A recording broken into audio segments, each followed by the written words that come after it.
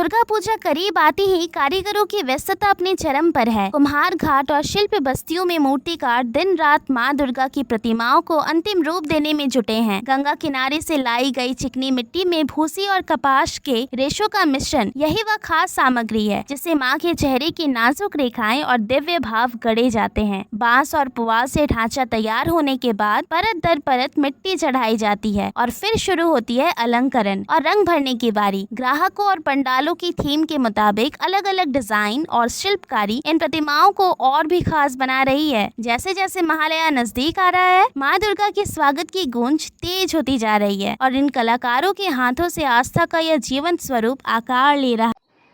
मूर्ति जैसे पहले पुआल से बांधते हैं, पुआल से बांध के फिर उसको हम लोग के यहाँ का मिट्टी से उसको पोछा लगाते हैं।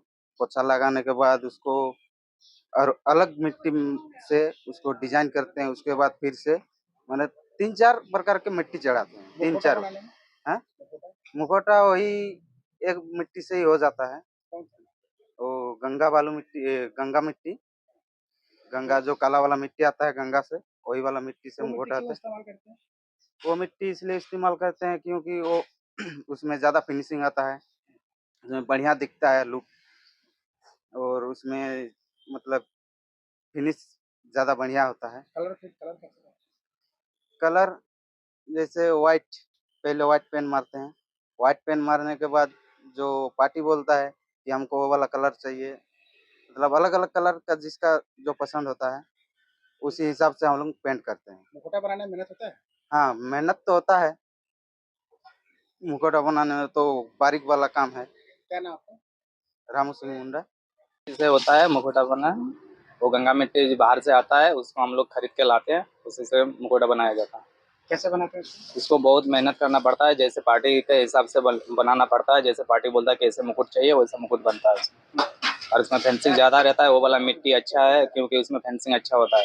अगर इसको मिट्टी से बनाया जाता है तो उसमें फट टूट जाता है, इसलिए ये वाला मिट्टी यूज नहीं किया जाता उसमें। कलरिंग में उससे जैसे पार्टी के हिसाब से कलरिंग करना पड़ता है। अगर पार्टी के हिसाब से कलरिंग करेंगे तो अच्छा रहेगा, और हम लोग के हिसाब से नहीं होता है उसमें। जैसे वो लोग बोलता है वैसे करना पड़ता है। थोड़ा सा भी अगर कलरिंग करने में अगल दिगल हो जाता है तो फिर से मुकुटा को फिर से कलरिंग करना पड़ता है। ज़्यादा मेहनत किसमें? ज़्यादा मेहनत तो मुकुटा में ही है। क्यों? मुकुटा क्योंकि ऐसा चीज़ है जो सर के ऊपर रहता है, उसका जो मतलब ग्लेजिंग है उसी में आता है, इसलिए उसको ही अच्छा से करना पड़ता है। क्या नाम है? संजीत।